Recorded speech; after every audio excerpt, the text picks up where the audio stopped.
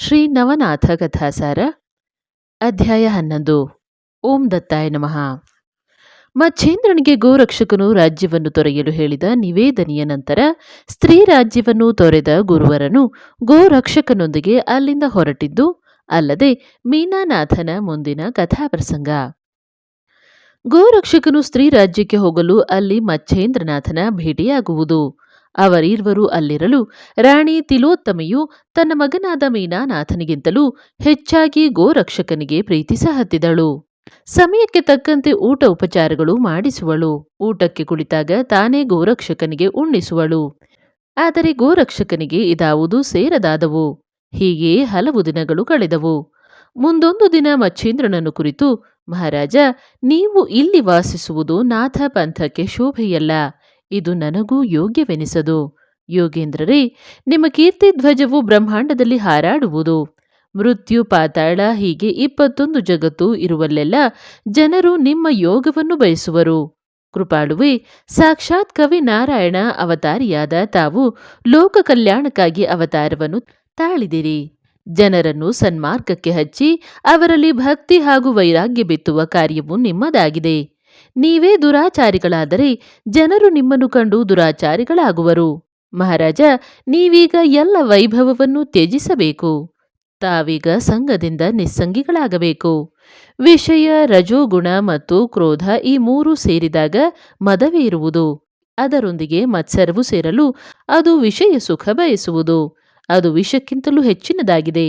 ಹೀಗೆ ಹಲವು ಬಗೆಯ ಯುಕ್ತಿಗಳಿಂದ ಗೋರಕ್ಷಕನು ಮಚ್ಛೇಂದ್ರ ಯೋಗಿಗೆ ತಿಳಿ ಹೇಳಲು ಮಚ್ಛೇಂದ್ರನ ಮನಸ್ಸು ವಿರಕ್ತಿ ಹೊಂದುವುದು. ಆಗ ಅವನು, ಗೋರಕ್ಷಕನೇ, ನೀನು ಹೇಳಿದ್ದು ಸತ್ಯವೇ ಆಗಿದೆ. ಇನ್ನು ಇಲ್ಲಿಂದ ಹೋಗೋಣ, ಅಲ್ಲದೆ ನಮ್ಮ ದೇಶವನ್ನು ನೋಡೋಣ ಅಂತ ಹೇಳಿ ಗೋರಕ್ಷಕನ ಕೈ ಮೇಲೆ ಕೈ ಹಾಕಿ ವಚನ ಕೊಟ್ಟನು. ಆಗ ಗೋರಕ್ಷಕನಿಗೆ ಸಮಾಧಾನವಾಗುವುದು. ಆ ದಿನ ರಾತ್ರಿಯಾಗಲು ಎಲ್ಲರೂ ಊಟ ಮಾಡಿ ಮಲಗುವರು. ರಾತ್ರಿ ರಾಣಿ ಮಂದಿರವನ್ನು ಸೇರಿದ ಮಚ್ಛೇಂದ್ರನು, ಮೈನಾಕಿನಿಯೇ, ಗೋರಕ್ಷಕನು ನನ್ನನ್ನು ಕರೆದೊಯ್ಯುವನು. ಆದರೆ ಏನು ಮಾಡಲಿ? ನಿನ್ನನ್ನು ಬಿಟ್ಟು ಹೋಗಲು ಮನಸ್ಸಾಗುತ್ತಿಲ್ಲ ಎಂದನು. ಅದಕ್ಕೆ ರಾಣಿಯು, ನೀನು ಹೋಗದಿದ್ದರೆ ಅದು ಹೇಗೆ ಕರೆದೊಯ್ಯುವನು ಎನ್ನುವಳು. ಅದಕ್ಕೆ ಮಚ್ಛೇಂದ್ರನು, ಈಗಾಗಲೇ ಅವನು ನನ್ನಿಂದ ವಚನ ಪಡೆದಿದ್ದಾನೆ, ಅಲ್ಲದೆ ನನ್ನಲ್ಲಿ ವೈರಾಗ್ಯ ಭಾವನೆಯನ್ನುಂಟು ಮಾಡಿದ್ದಾನೆ. ನೀನಾದರೂ ಅವನನ್ನು ಮೋಹಗೊಳಿಸು ಎನ್ನುವನು. ಆದರೆ ಅತ್ತ ರಾತ್ರಿ ಕಳೆದು ಬೆಳಗಾಗಲು ಗೋರಕ್ಷಕನು ಅವಳ ಹತ್ತಿರ ಬಂದು, ಅಮ್ಮ, ನನಗೀಗ ತೀರ್ಥಾಟನೆ ಮಾಡುವ ಬಯಕೆಯಾಗಿದೆ. ಇಂದು ನಾನು ಮಚ್ಛೇಂದ್ರನನ್ನು ಕರೆದುಕೊಂಡು ತೀರ್ಥಾಟನೆಗೆ ಹೊರಡುವೆ ಎನ್ನುವನು. ಆಗ ಅವಳು, ವತ್ಸ, ನೀನೊಬ್ಬನೇ ನನ್ನ ಹಿರಿಯ ಮಗನೆಂದುಕೊಂಡಿದ್ದೇನೆ. ನಮಗೆ ನಿನ್ನ ಹೊರತು ಯಾರಿರುವರು? ಅಷ್ಟೇ ಅಲ್ಲದೆ ನಿನ್ನ ಕಿರಿಯ ಬಂಧುವಾದ ಮೀನಾನಾಥನ ಪಾಲನೆ ಮಾಡುವ ಜವಾಬ್ದಾರಿಯೂ ನಿನ್ನದಾಗಿದೆ. ನಮ್ಮಿಬ್ಬರಿಗೂ ವಯಸ್ಸಾಗುತ್ತಿದೆ. ಮುಂದೆ ಈ ರಾಜ್ಯಕ್ಕೆ ನೀನೇ ಒಡೆಯನಾಗಿರುವೆ. ಹೀಗೆ ಗೋರಕ್ಷಕನ ಮನ ಒಲಿಸಲು ಮೈನಾಕಿನಿಯು, ಅಂದರೆ ತಿಲೋತ್ತಮೆಯು, ಪರಿಪರಿಯಿಂದ ಪ್ರಯತ್ನಿಸುವಳು. ಅದಕ್ಕೆ ಉತ್ತರವಾಗಿ ಗೋರಕ್ಷಕನು, ಅಮ್ಮ, ನಾನು ನನ್ನ ಭಾಷೆ ಹಾಗೂ ನೀತಿಯ ಮೇಲೆ ಅಚಲನಾಗಿದ್ದು ನನಗೆ ಇದೆಲ್ಲವೂ ಎಷ್ಟರದು ಎಂದು ಹೇಳಲು ಮೈನಾಕಿನಿಯು ತನ್ನ ಕೊನೆಯ ಪ್ರಯತ್ನವಾಗಿ ಗೋರಕ್ಷಕನನ್ನು ಕುರಿತು, ವತ್ಸ, ಇನ್ನು 6 ತಿಂಗಳವರೆಗಾದರೂ ಇಲ್ಲಿರು. ಆಮೇಲೆ ಶ್ರೀನಾಥರೊಂದಿಗೆ ಹೊರಡುವೆಯಂತೆ ಎಂದು ಅಂಗಲಾಚಿ ಬೇಡುವಳು. ಆಗ ಗೋರಕ್ಷಕನು ಮನದಲ್ಲಿ ಯೋಚಿಸಿ, ಹಾಹಾ ಎನ್ನುವುದರಲ್ಲಿ 6 ತಿಂಗಳು ಕಳೆಯುತ್ತವೆ ಎಂದು ನಿರ್ಧರಿಸಿ ಯುಗಾದಿಯ ಪ್ರತಿಪದೆಯ ದಿನವನ್ನು ನಿಗದಿ ಮಾಡಿಕೊಂಡು ಅಲ್ಲೇ ಉಳಿಯ ಹತ್ತಿದನು. ಹೀಗೆ ಹಲವು ದಿನಗಳು ಗತಿಸಲು ತಿಲೋತ್ತಮೆಯು, ಅಂದರೆ ಮೈನಾಕಿನಿಯು, ಗೋರಕ್ಷಕನ ಮುಖದ ಮೇಲೆ ಕೈಯಾಡಿಸುತ್ತಾ, ವತ್ಸ, ನನಗೊಬ್ಬ ಸೊಸೆಯೂ ಆಗಬೇಕೆಂಬ ಬಯಕೆಯು ಬಲವತ್ತರವಾಗಿದೆ. ಅದಕ್ಕಾಗಿ ವಿಧಿಪೂರ್ವಕ ನಿನ್ನ ಲಗ್ನ ಮಾಡಬೇಕೆಂದಿದ್ದೇನೆ. ಹೀಗೆ ಏನೇನೋ ಹೇಳುತ್ತಿರಲು ಗೋರಕ್ಷಕನು, ಅಮ್ಮ, ನಾವು ನಿತ್ಯ ಯೋಗ ಭೋಗಿಗಳಾಗಿರುವೆವು. ಗುರುಭಕ್ತನಾದ ನನಗೆ ಇದೆಲ್ಲವೂ ತಕ್ಕದಲ್ಲ ಎಂದು ಹೇಳಿ ಆಕೆಯ ಮಾತಿಗೆ ವಿಷಯ ತಳ್ಳಿ ಹಾಕಿದನು. ಆದರೆ ತಿಲೋತ್ತಮೆಯು ಅಷ್ಟಕ್ಕೆ ಸುಮ್ಮನಾಗದೆ ಮಾರನೇ ದಿನ ರಾತ್ರಿಯಾಗಲು ಒಬ್ಬ ಸುಂದರ ಸ್ತ್ರೀಯನ್ನು ಕರೆದು ಅವನ ಸೇವೆಗೆಂದು ಕಳುಹಲು ಆಕೆಯು ಗೋರಕ್ಷಕನಿರುವ ಕೋಣೆಯೊಳಗೆ ಹೋಗಿ ಅವನು ತನ್ನನ್ನು ಮೋಹಿಸುವಂತೆ ಹಲವು ಬಗೆಯಿಂದ ಪ್ರಯತ್ನಿಸಿದರೂ ಅದು ಫಲಕಾರಿಯಾಗಲಿಲ್ಲ. ನಂತರ 6 ತಿಂಗಳ ಅವಧಿಯು ಮುಗಿಯಲು ಬಂದಿತು. ಅಂದು ಯುಗಾದಿಯ ಹಬ್ಬವಿರಲು ಆ ಊರೆಲ್ಲವೂ ಸಂಭ್ರಮದ ವಾತಾವರಣವು ತಲೆದೋರಿತು. ಎಲ್ಲೆಲ್ಲಿಯೂ ಹಬ್ಬದೂಟ. ಎಲ್ಲರೂ ಆ ದಿನ ಹಬ್ಬದ ಸಂಭ್ರಮದಲ್ಲಿ ಕಳೆದರು. ಮಾರನೇ ದಿನ ಗೋರಕ್ಷಕನು ಮಚ್ಛೇಂದ್ರನನ್ನು ಕರೆದೊಯ್ಯಲು ಸಿದ್ಧನಾದನು. ಇದ್ದಕ್ಕಿದ್ದಂತೆ ರಾಣಿಯು ಹೌಹಾರಿದಳು. ಎದೆ ಎದೆ ಬಡಿದುಕೊಂಡು ಅಳಹತ್ತಿದಳು. ಊರಿಗೆ ಊರೇ ದುಃಖದ ಸಾಗರದಲ್ಲಿ ಮುಳುಗಿತು. ಅತ್ತ ಅವರೀರ್ವರು ಹೊರಗಾಗಲು ತಿಲೋತ್ತಮೆಯು ಅಂದರೆ ಮೈನಾಕಿನಿಯು ಇವರೀರ್ವರ ಅಂತಿಮ ನಿರ್ಧಾರವನ್ನರಿತು ಮಗನಾದ ಮೀನಾನಾಥನನ್ನು ಕೂಡ ಕರೆದೊಯ್ಯಲು ಹೇಳಿದಳು. ಅದಕ್ಕೆ ಅವರೀರ್ವರು ಒಪ್ಪಿ ಮೀನಾನಾಥನನ್ನು ಸಂಗಡ ಕರೆದುಕೊಂಡು ಹೊರಡಲು ಸಿದ್ಧರಾದಾಗ ಮಚ್ಛೇಂದ್ರನನ್ನು ಒಳಗೆ ಕರೆದ ರಾಣಿಯು ಅವನ ಕಾಲಿಗೆರಗಿ ಒಂದು ಹೆಂಟೆ ಬಂಗಾರದ ಉಂಡೆಯನ್ನು ಮಚ್ಛೇಂದ್ರನ ಜೋಳಿಗೆಗೆ ಹಾಕಿ ಮೀನಾನಾಥನಿಗೆ ಜೋಕೆ ಎಂದು ಹೇಳುವಳು. ನಂತರ ಮೀನಾನಾಥನನ್ನು ಹೆಗಲ ಮೇಲೆ ಕೂರಿಸಿಕೊಂಡ ಗೋರಕ್ಷಕನು ಮಚ್ಛೇಂದ್ರನನ್ನು ಕರೆದುಕೊಂಡು ಭರಭರನೆ ಮಾರ್ಗ ಕ್ರಮಿಸ ಹತ್ತಿದನು. ಅತ್ತ ಈ ವಿಷಯವನ್ನರಿತ ಉಪಚರಿ ವಸುವು ವಿಮಾನವನ್ನೇರಿ ಮೈನಾಕಿನಿ ಇರುವಲ್ಲಿಗೆ ಬಂದನು. ಆಕೆಯ ಕೈ ಹಿಡಿದು ಅವಳ ಕಣ್ಣೀರನ್ನು ಒರೆಸಿ, ನೀನು ಶಾಪ ನಿಮಿತ್ತವಾಗಿ ಇಲ್ಲಿಗೆ ಬಂದಿದ್ದೆಯಷ್ಟೇ ಎಂದು ಆಕೆಗೆ ಪರಿಪರಿಯಾಗಿ ಬೋಧಿಸತೊಡಗಿದನು. ಮತ್ತೆ ಉಪಚರಿ ವಸುವು ತಿಲೋತ್ತಮೆಯನ್ನು ಕುರಿತು, ಅಮ್ಮ, ಶೋಕವನ್ನು ತಡೆದು ಶಾಂತಚಿತ್ತಳಾಗು.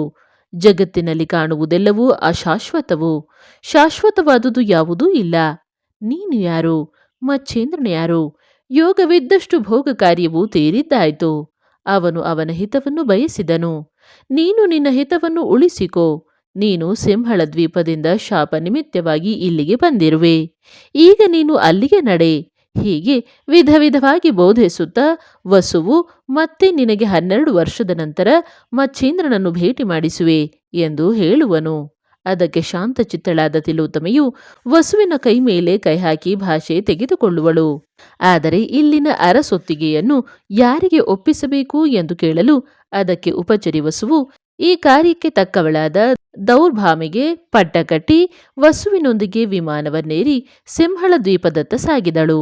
ಹಗಲು ಹೋದ ನಂತರ ರಾತ್ರಿ ಕಳೆಯಲು ಹಗಲು ಬರುವಂತೆ ತಿಲೋತ್ತಮೆಯು ಶಾಪ ವಿಮೋಚನೆಯಿಂದ ಮಾವನೊಂದಿಗೆ ಸಿಂಹಳ ದ್ವೀಪಕ್ಕೆ ಬಂದಿಳಿದಳು.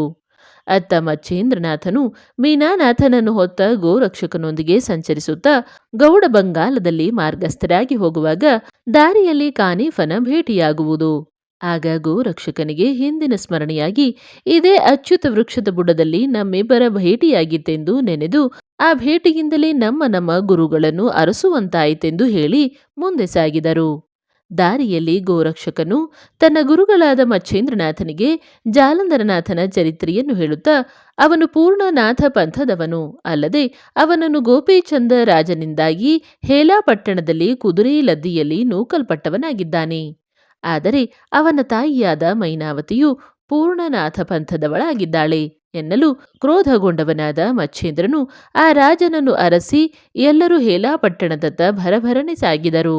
ಅಲ್ಲಿ ಹೋಗಲು ಊರಿನ ದ್ವಾರಪಾಲಕರಿಂದ ಕಾನೀಫನು ಬಂದು ಜಾಲಂಧರನನ್ನು ಗಾರೆಯಿಂದ ಹೊರ ತೆಗೆದದ್ದು, ಆಮೇಲೆ ಗೋಪಿಚಂದನಿಗೆ ತಪಸ್ಸಿಗಾಗಿ ಕಳುಹಿಸಿದ್ದು, ಅಲ್ಲದೆ ಮುಕ್ತಚಂದನನ್ನು ಪಟ್ಟಾಭಿಷೇಕ ಮಾಡಿದ್ದು, ಹೀಗೆ ನಡೆದ ನಿಜ ಕಥೆಯನ್ನು ನಡೆದಂತೆ ವಿವರಿಸಿದರು. ನಂತರ ಮಚ್ಛೇಂದ್ರವರ್ಯರು ಶಾಂತಚಿತ್ತರಾಗಿ ಆ ತಾಯಿಯಾದ ಮೈನಾವತಿಗೆ ಭೇಟಿಯಾಗಲೆಂದು ನಗರವನ್ನು ಹೊಕ್ಕು ಅರಮನೆಯೆಡೆಗೆ ನಡೆದರು. ದ್ವಾರಪಾಲಕರಿಗೆ ತಮ್ಮ ಉದ್ದೇಶವನ್ನು ತಿಳಿಸಲು ಅವರು ಮೈನಾವತಿಗೆ ಹೇಳುವರು. ಆಗ ಮೈನಾವತಿಯು ಸ್ವತಃ ದ್ವಾರದತ್ತ ಧಾವಿಸಿ ಬಂದು ಆ ಯೋಗದ್ರುಮರ ಪಾದಕ್ಕೆರಗಿ ಅವರನ್ನು ಅರಮನೆಯೊಳಗೆ ಕರೆದುಕೊಂಡು ಹೋಗಿ ಉಚಿತಾಸನದಲ್ಲಿ ಕೂರಿಸಿ ಷೋಡಶೋಪಚಾರಿಗಳಿಂದ ಪೂಜಿಸಿದಳು. ಅಲ್ಲದೆ ಅವರನ್ನು ಕುರಿತು, ಯೋಗಮೂರ್ತಿಗಳೇ, ಅಂತಃಕರಣವು ಚಿಂತೆಯಲ್ಲಿ ಮುಳುಗಿರುವಾಗ ಚಿಂತಾಮಣಿಯು ಧಾವಿಸಿ ಬಂದಂತೆ ಮರಣ ಸಮಯದಲ್ಲಿ ಅಮೃತವು ದೊರೆತಂತೆ ಅಭಾಗ್ಯಗಳಾದ ನಮ್ಮ ಭಾಗ್ಯಕ್ಕೆ ತಾವು ಬಂದಿರುವುದು ಅದಾರ ಮಾತಿನ ಮೂಲಕ ಅಂತ ನಯವಾಗಿ ಕೇಳುವಳು. ಅದಕ್ಕೆ ಮಚ್ಛೇಂದ್ರನು, ನಾನು ಉಪಚರಿ ವಸುವಿನ ಮಗನು. ನನಗೆ ಮಚ್ಛೇಂದ್ರನಾಥನೆಂದು ಕರೆಯುವರು. ಸರ್ವಸಮರ್ಥನಾದ ದತ್ತಾತ್ರೇಯನೇ ನನ್ನ ಗುರುವರನು. ಅಲ್ಲದೆ ಅವನೇ ಜಾಲಂಧರನಿಗೂ ಉಪದೇಶವಿತ್ತಿದ್ದವನು.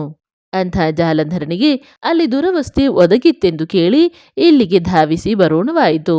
ಆದರೆ ಇಲ್ಲಿಗೆ ಬಂದಾಕ್ಷಣವೇ ಇಲ್ಲಿನ ಗ್ರಾಮವಾಸಿಗಳಿಂದ ಎಲ್ಲವನ್ನೂ ಬಲ್ಲವರಾಗಿದ್ದೇವೆ. ಅಮ್ಮ, ನೀನು ನಾಥ ಪಂಥವನ್ನು ಹೊಂದಿ ಮಗನಿಗೂ ಅನುಸರಿಸುವಂತೆ ಮಾಡಿ ತಪಸ್ಸಿಗಾಗಿ ಕಳುಹಿಸಿ ನಿನ್ನ 42 ಕುಲವನ್ನು ಉದ್ಧರಿಸುವಂತೆ ಮಾಡಿದ ನೀನು ಸಾಕ್ಷಾತ್ ತಾರಕಳೇ ಆಗಿರುವೆ ಎಂದು ಮಚ್ಛೇಂದ್ರನು ಪರಿಪರಿಯಾಗಿ ಬಣ್ಣಿಸಿದನು. ಹೀಗೆ ಮಚ್ಛೇಂದ್ರನಾಥನು ಮೈನಾವತಿಗೆ ಬಣ್ಣಿಸಲು ಅವಳು ಇದೆಲ್ಲದಕ್ಕೂ ನೀವೇ ಕಾರಣರು ಎಂದು ಹೇಳಿ ಅವರ ಪಾದಕ್ಕೆರಗುವಳು. ನಂತರ 3 ರಾತ್ರಿಯವರೆಗೆ ಅಲ್ಲಿದ್ದ ಅವರು ನಂತರ ಮೈನಾವತಿಯಿಂದ ಬೀಳ್ಕೊಂಡು ಮುಂದೆ ಮಾರ್ಗಸ್ಥರಾಗುವರು. ಮುಂದೆ ಗೋರಕ್ಷಕ ಹಾಗೂ ಮೀನಾನಾಥನೊಂದಿಗೆ ಮಚ್ಛೇಂದ್ರನು ಸಂಚರಿಸುತ್ತಾ ಜಗನ್ನಾಥಕ್ಕೆ ಬಂದಿಳಿದು ಅಲ್ಲಿನ ಕ್ಷೇತ್ರ ದರ್ಶನ ಮಾಡಿಕೊಂಡು ನಂತರ ಸೌರಾಷ್ಟ್ರವೆಂಬ ಗ್ರಾಮಕ್ಕೆ ಬರುವರು. ಆ ರಾತ್ರಿ ಅಲ್ಲಿರಲು ಮಾರನೇ ದಿನ ಮುಂಜಾನೆ ಗೋರಕ್ಷಕನು ಭಿಕ್ಷೆಗಾಗಿ ಹೋಗಿ ದಣಿದು ಶಿಬಿರಕ್ಕೆ ಬರಲು ಅಷ್ಟರಲ್ಲಿ ಇತ್ತ ಮಚ್ಛೇಂದ್ರನು ಮೀನನಿಗೆ ಶೌಚಕ್ಕೆ ಕೂರಿಸುವನು. ಆದ್ದರಿಂದ ಮಚ್ಛೇಂದ್ರನು ಗೋರಕ್ಷಕನನ್ನು ಕುರಿತು, ಗೋರಕ್ಷ, ಮೀನಾನಾಥನಿಗೆ ಶೌಚಕ್ಕೆ ಕೂರಿಸಲಾಗಿದೆ, ಅವನನ್ನು ಚೆನ್ನಾಗಿ ಶುಚಿಗೊಳಿಸಿಕೊಂಡು ಬಾ ಎಂದು ಹೇಳಿದನು. ಅತ್ತ ಗೋರಕ್ಷಕನು ಮೀನಾನಾಥನಲ್ಲಿಗೆ ಹೋಗಿ ನೋಡಲು ಅವನು ಶೌಚದಿಂದ ಮೈಯೆಲ್ಲ ಬಹಳ ಗಲೀಜು ಮಾಡಿಕೊಂಡಿದ್ದನು. ಅದನ್ನು ನೋಡಿದ ಗೋರಕ್ಷಕನು ಇವನಿಗೆ ಒಳ್ಳೆ ಶಾಸ್ತಿ ಮಾಡಿಸಬೇಕೆಂದು ಬಗೆದು ಆತನನ್ನು ಹೊತ್ತು ನದಿಯ ಕಡೆಗೆ ನಡೆದನು. ಅಲ್ಲಿ ಒಂದು ಒಳ್ಳೆಯ ಬಂಡೆಗಲ್ಲನ್ನು ಕಂಡು ಅವನ ಕಾಲು ಹಿಡಿದು ಬಂಡೆಗಲ್ಲಿಗೆ ಅಪ್ಪಳಿಸಲು ಮೀನಾನಾಥನು ಸತ್ತು ಹೋಗುವನು. ನಂತರ ಅವನನ್ನು ಹರಿದು ಮಾಂಸ ಮೂಳೆಗಳನ್ನು ಜಲಚರಗಳಿಗೆ ಉಣಬಡಿಸಿ ಆತನ ಚರ್ಮವನ್ನು ಹದವಾಗಿ ತೊಳೆದುಕೊಂಡು ಶಿಬಿರಕ್ಕೆ ಬಂದು ಚರ್ಮವನ್ನು ಒಣಹಾಕಿ ಗುರುವಿನೊಂದಿಗೆ ಊಟಕ್ಕೆ ಕುಳಿತನು. ಆಗ ಮಚ್ಛೇಂದ್ರನು, ಗೋರಕ್ಷ, ಮೀನನೆಲ್ಲಿ ಎಂದು ಕೇಳಲು ಗೋರಕ್ಷಕನು ಅಲ್ಲಿ ಹೊರಗೆ ಒಣ ಹಾಕಿರುವುದಾಗಿ ಹೇಳಿದನು. ಆಗ ಮಚ್ಛೇಂದ್ರನು ಹೊರಬಂದು ನೋಡಲಾಗಿ ಮೀನನ ಚರ್ಮವನ್ನು ಕಂಡು ಎದೆ ಎದೆ ಬಡಿದುಕೊಂಡು ಅಳಹತ್ತಿದನು. ನೆಲಕ್ಕೆ ಉರುಳುತ್ತಾ ಮಣ್ಣು ಮುಕ್ಕುವನು. ಅದೆಂತೂ ನಿನ್ನ ಕಾಣುವೆ ಎಂದು ಮಗನ ಒಣ ಚರ್ಮವನ್ನು ಅಪ್ಪಿಕೊಂಡು ಹಳಹಳಿಸಿದನು. ಇಂತಿರಲು ಮಚ್ಛೇಂದ್ರನು ಶೋಕಿಸುವುದನ್ನು ಕಂಡ ಗೋರಕ್ಷಕನು ಚಿಮಟಿಯಿಂದ ಭಸ್ಮವನ್ನು ಹೊರತೆಗೆದು ಅದಕ್ಕೆ ಸಂಜೀವಿನಿ ಮಂತ್ರವನ್ನು ಅಭಿಮಂತ್ರಿಸಿ ಭಸ್ಮವನ್ನು ಆ ಚರ್ಮದ ಮೇಲೆ ಎರಚಲು ಮೀನಾನಾಥನು ಸಜೀವಗೊಂಡನು. ನಂತರ ಎಲ್ಲರೂ ಕೂಡಿ ಊಟ ಮಾಡಲು ಆ ದಿನ ಅಲ್ಲೇ ಕಳೆದು ಮರುದಿನ ಮೂವರೂ ಕೂಡಿಕೊಂಡು ಮಾರ್ಗಸ್ಥರಾಗುವರು. ಹೀಗೆ ಗೋರಕ್ಷಕನು ತನ್ನ ಗುರುವಿನ ಭಾವವನ್ನು ನೋಡುವುದಕ್ಕಾಗಿ ಮೀನಾನಾಥನನ್ನು ಕೊಂದದ್ದು, ಮತ್ತೆ ಮಚ್ಛೇಂದ್ರನಾಥನು ರೋಧಿಸಲು ಸಂಜೀವಿನಿ ಮಂತ್ರದಿಂದ ಅವನನ್ನು ಬದುಕಿಸಿದ್ದು, ಇದೆಲ್ಲವೂ ಕೌತುಕಮಯವಾಗಿತ್ತು. ಅತ್ತ ಮಚ್ಛೇಂದ್ರನಾಥನಿಗಾದರೂ ಗೋರಕ್ಷಕನ ಪರಾಕಾಷ್ಠೆಯನ್ನು ಪರೀಕ್ಷಿಸುವುದೇ ಆಗಿತ್ತು. ಹೀಗಿರಲು ಅವರು ಅಲ್ಲಿಂದ ಹೊರಟು ತೆಲಂಗಾಣ ದೇಶದೊಳಗಿನ ಗೋದಾವರಿ ಸಂಗಮಕ್ಕೆ ಬಂದರು. ಅಲ್ಲಿ ಸ್ನಾನವನ್ನು ಮುಗಿಸಿ ಶಿವನ ಆತ್ಮಲಿಂಗವನ್ನು ದರ್ಶಿಸಿದರು. ಅಲ್ಲಿಂದ ದಕ್ಷಿಣಕ್ಕಿರುವ ಔಂಡ ನಾಗನಾಥ ಹಾಗೂ ಪರಳಿ ವೈಜನಾಥನ ದರ್ಶನ ಮಾಡಿಕೊಂಡು ಗರ್ಭಗಿರಿಯತ್ತ ಸಾಗಿದರು. ಅದು ವಾಲ್ಮೀಕಿ ಋಷಿಯ ತಪೋವನವಾಗಿತ್ತು. ಹೀಗೆ ಅವರು ಹೊರಡುವಾಗ ದಾರಿಯಲ್ಲಿ ವಿವಿಧ ಜಾತಿಯ ಗಿಡ ಮರಗಳಿಂದ ಕೂಡಿದ ಘೋರ ಅರಣ್ಯವು ತಗುಲಿತು. ಆ ಘೋರ ಅರಣ್ಯದ ಮಧ್ಯವು ಭಯಂಕರವಾದ ದಾರಿಗುಂಟ ಹೊರಡುವಾಗ ಮಚ್ಛೇಂದ್ರನು ಅಂಜಿದನು. ಅಲ್ಲದೆ ಗೋರಕ್ಷಕನನ್ನು ಕುರಿತು ಇಲ್ಲಿ ಕಳ್ಳಕಾಕರ ಭಯವುಂಟೇ ಎನ್ನುವನು.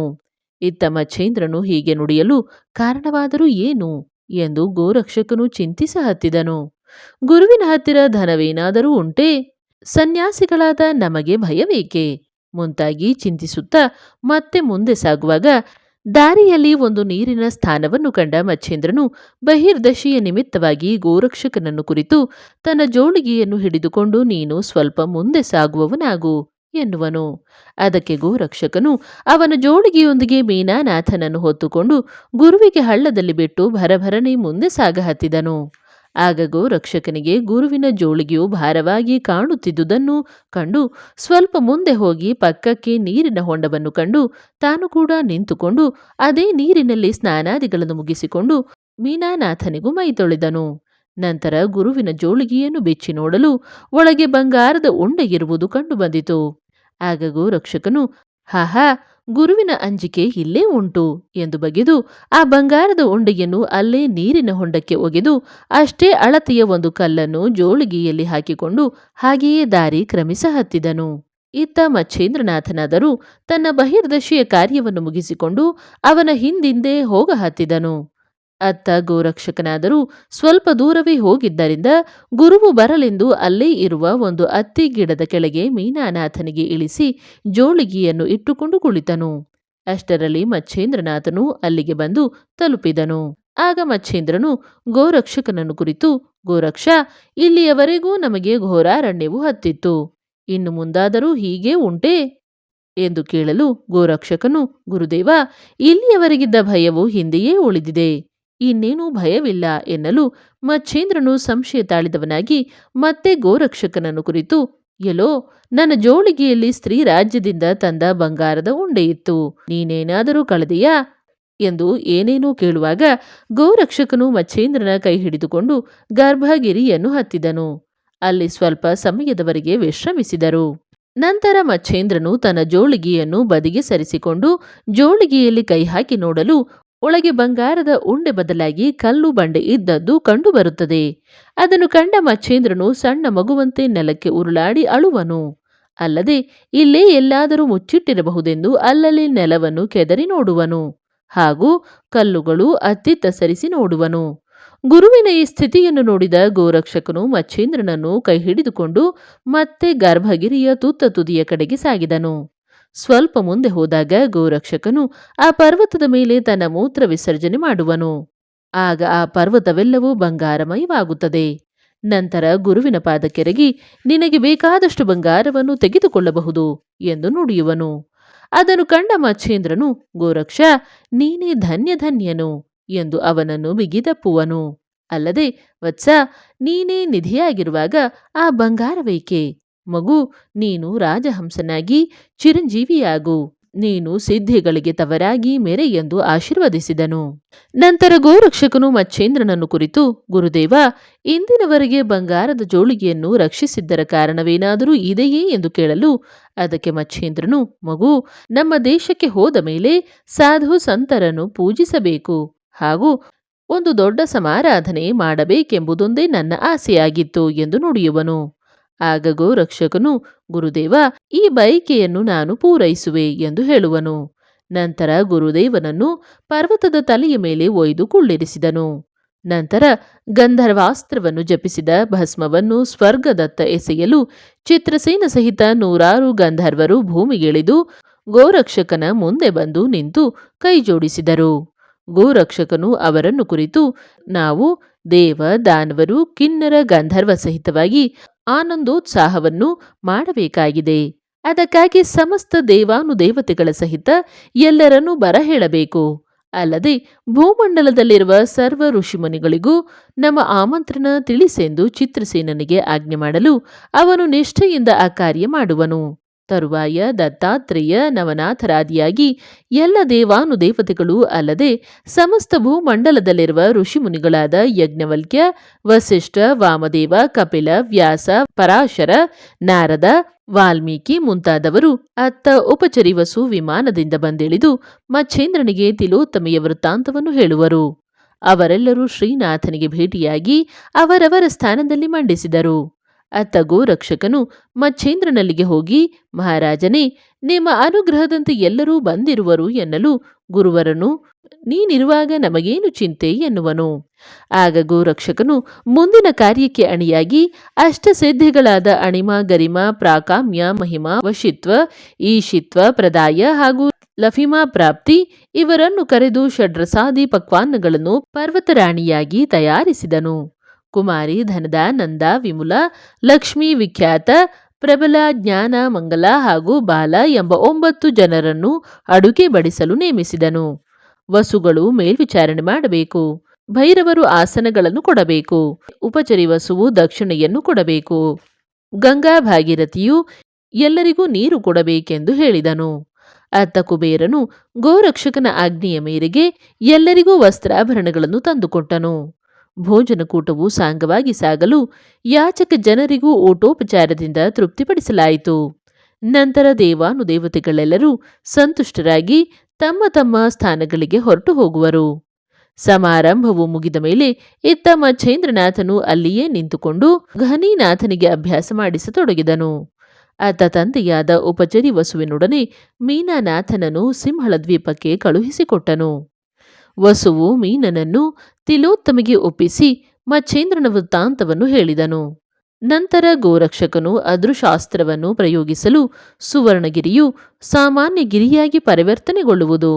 ನಂತರ ಗೋರಕ್ಷಕನು ಮಚ್ಛೇಂದ್ರನ ನಿರೋಪವನ್ನು ಹೊಂದಿದವನಾಗಿ ತೀರ್ಥಾಟನೆ ಮಾಡುತ್ತಾ ಉಜ್ಜಯಿನಿಯ ರಾಜನಾದ ಭರ್ತೃಹರಿಯತ್ತ ನಡೆದನು ಎನ್ನುವಲ್ಲಿಗೆ ಈ ಅಧ್ಯಾಯವು ಮುಕ್ತಾಯವಾಗುತ್ತದೆ. ಅವಧೂತ ಚಿಂತನ ಶ್ರೀ ಗುರುದೇವ ದತ್ತ.